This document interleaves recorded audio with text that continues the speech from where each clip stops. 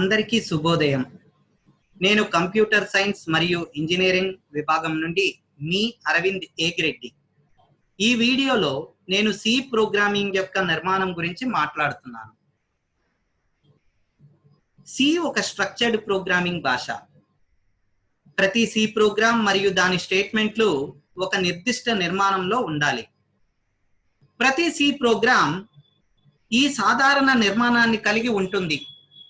మొదటిది డాక్యుమెంటేషన్ విభాగం, రెండవది హెడర్ ఫైల్ విభాగం, మూడవది డెఫినేషన్ నిర్వచనం విభాగం, నాలుగవది గ్లోబల్ వేరియబుల్ డిక్లరేషన్ విభాగం, ఐదవది మెయిన్ ప్రోగ్రామ్ విభాగం, ఆరవది వినియోగదారుడిచే నిర్వర్తించబడే విభాగం యూజర్ డిఫైన్డ్ ఫంక్షన్.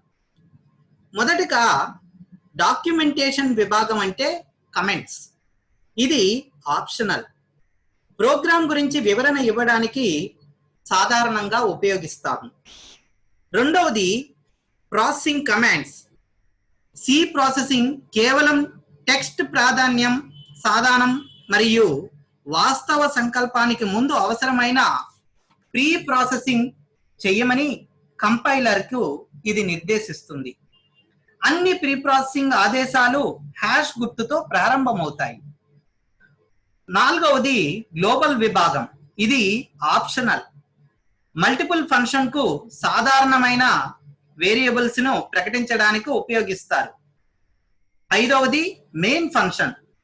ఇది వినియోగదారుడు నిర్వర్తించే ఫంక్షన్స్ మరియు ఇది తప్పనిసరి స్టేట్మెంట్. ఇది ప్రోగ్రామ్ అమలు యొక్క ప్రారంభం బిందువును సూచిస్తుంది. మెయిన్ ఫంక్షన్ లేకుండా కంపైలర్ ఏ స్టేట్మెంట్ లో ఎగ్జిక్యూషన్ మొదలవుతుందో అర్థం కాదు. చివరగా వినియోగదారుడు నిర్వర్తించే ఫంక్షన్ కూడా ఆప్షనలే. గ్లోబల్ లేదా లోకల్ డిక్లరేషన్ భాగంలో ఇప్పటికే ప్రకటించబడిన యూజర్ డిఫైన్డ్ ఫంక్షన్ల కోసం అమలును అందించడానికి ఇది యూజ్ చేయబడుతుంది. కమెంట్స్ ప్రోగ్రామ్ యొక్క చిన్న వివరణను అందించడానికి ఈ విభాగం ఉపయోగించబడుతుంది. కమెంట్ లైన్స్ కంపైలర్ చేత విస్మరించబడతాయి, అంటే అవి అమలు చేయబడవు.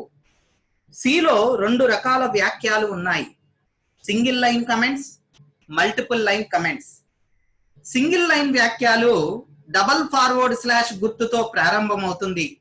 మనము ఒక ప్రోగ్రామ్ లో ఎన్ని సింగిల్ లైన్ కమెంట్స్ నైనా రాయవచ్చు. మల్టిపుల్ లైన్ వ్యాఖ్యలు ఫార్వర్డ్ స్లాష్ ను అనుసరించి యాస్ట్రిక్ గుర్తుతో ప్రారంభమై యాస్ట్రిక్ ను అనుసరించి ఫార్వర్డ్ స్లాష్ గుర్తుతో ముగుస్తుంది. మనము ఒక ప్రోగ్రామ్ లో ఎన్ని మల్టిపుల్ లైన్ కమెంట్స్ నైనా వాడవచ్చు. సి ప్రోగ్రామ్ లో కమెంట్స్ అనేక ఆప్షన్లకు అవసరం ఆధారంగా మనం కమెంట్స్ ని వ్రాస్తాము. సి ప్రోగ్రామ్ లోని అన్ని కమెంట్ లైన్స్ ప్రోగ్రామ్ మరియు దాని కోడ్ ని అర్థం చేసుకోవడానికి మార్గదర్శకాలుగా అందిస్తుంది. ప్రీ ప్రాసెసింగ్ ఆదేశాలు హెడర్ ఫైల్స్ ను చేర్చడానికి మరియు స్థిరాంకాలను నిర్వర్తించడానికి ఉపయోగిస్తాం. ప్రోగ్రామ్ లో హెడర్ ఫైల్స్ ను చేర్చడానికి హ్యాష్ ఇంక్లూడ్ ప్రకటనను ఉపయోగిస్తాము. స్థిరాంకాన్ని నిర్వర్తించడానికి మనము హ్యాష్ డిఫైన్ ప్రకటనను ఉపయోగిస్తాము.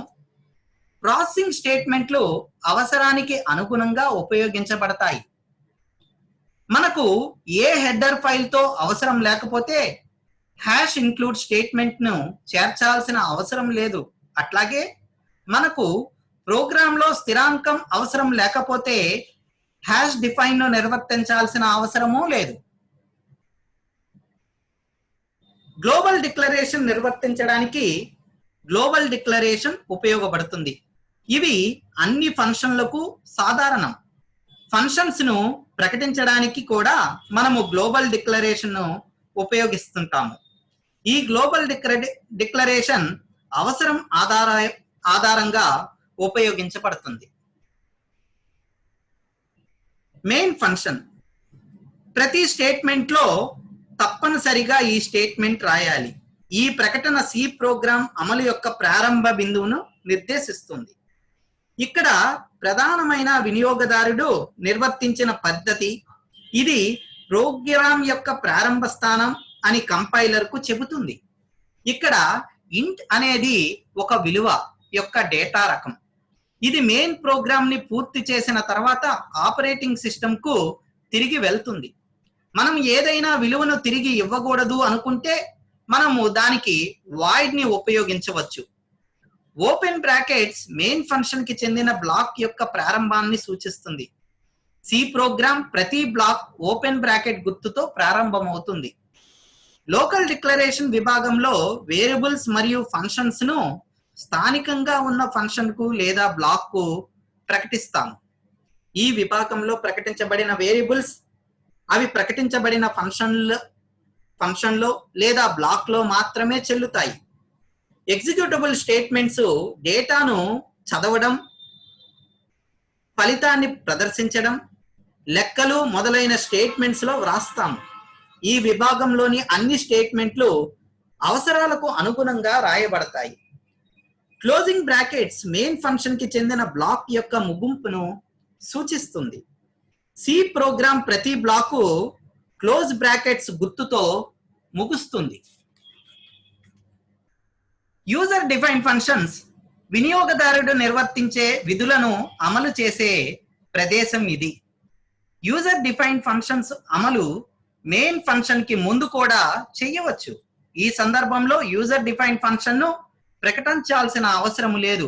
ఒక ప్రోగ్రామ్ లో మనకు కావలసినన్ని యూజర్ డిఫైన్ ఫంక్షన్స్ ను నిర్వర్తించవచ్చును. ప్రతి యూజర్ డిఫైన్ ఫంక్షన్ లోని స్టేట్మెంట్లను అమలు చేయడానికి ఫంక్షన్ కాల్ అవసరం. అందరికీ ధన్యవాదాలు. మీకు ఈ వీడియో నచ్చితే దయచేసి నా ఛానల్ను సబ్స్క్రైబ్ చేసుకొని మరియు తాజా సమీకరణల కోసం బెల్ సింబల్ ని నొక్కండి.